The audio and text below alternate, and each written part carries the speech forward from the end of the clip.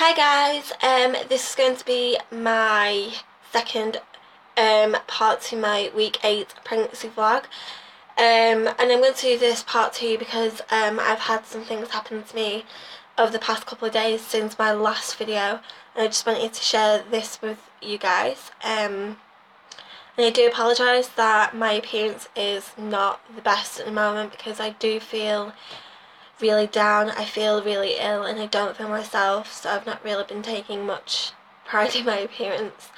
And I am getting a bit of shortness of breath. I don't know if that's pregnancy related, but if it is, please comment and tell me, or I'll just go and do some research on it because I am not sure, but I really do get a bit breathless every now and then when I talk. So excuse me if I do keep going like that. Yeah. I last told you the baby was the size of a kidney bean and it was measuring 1.6 centimeters. And yeah, I've had another scan, which would be scan number 3. And you're only supposed to have a scan at 12 weeks, and I've had 3 now, so you know, another couple of weeks and I'll be having my 12-week scan, which is ridiculous because that'll be the 4th scan. And I'll tell you why I've had another scan, because yet again I have experienced bleeding. Oh my god, it's absolutely horrendous. The tech said that there's still no, cause seen for the bleed. She can't find where the bleeding's coming from. She can't see any cause for it, so, we had a scan on the 2nd of August. I was bleeding on the 1st of August, and I went to the hospital, like I said in my last video. I'm going to go to the hospital if I continued to bleed, which I did. Excuse me. And that's another thing that I keep experiencing is burping, which is terrible because I'm talking to someone and I just constantly keep burping. It's kind of horrible and a bit rude when I'm trying to talk to people. So yeah, the 1st of August, I felt fine all day until I got home from work when I had really bad bellyache, really bad backache. I felt sick, and yeah, I started bleeding, and it was horrible. It was just absolutely disgusting.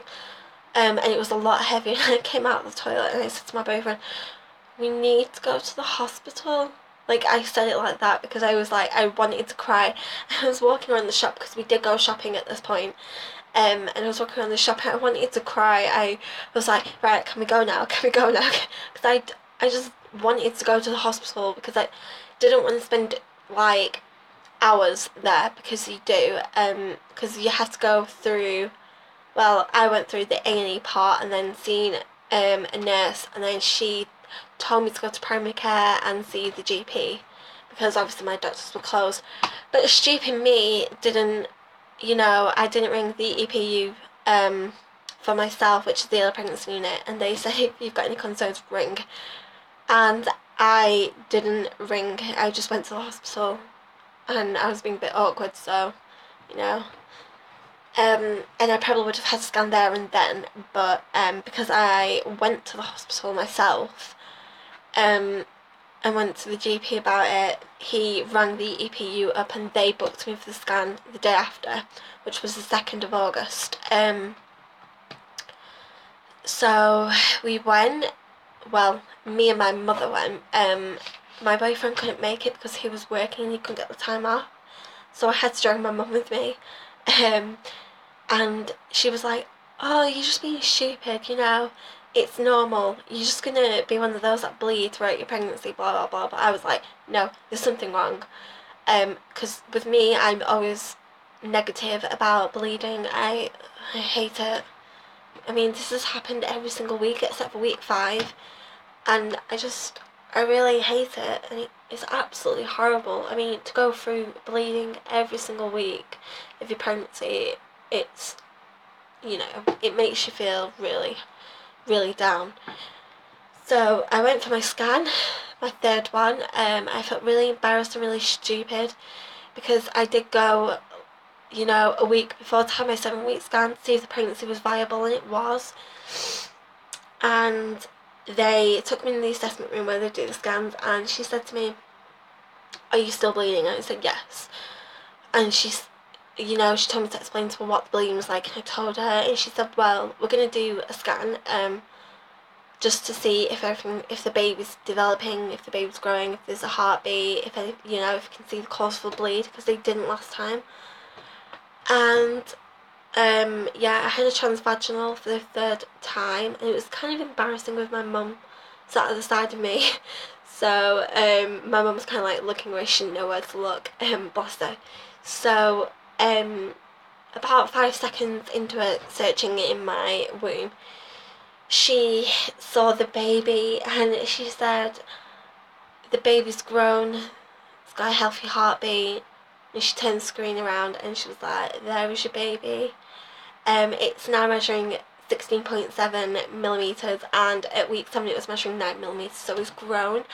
And it looks so big on screen, but I know it's still very, very tiny. It's the size of a kidney bean, and it's like, wow.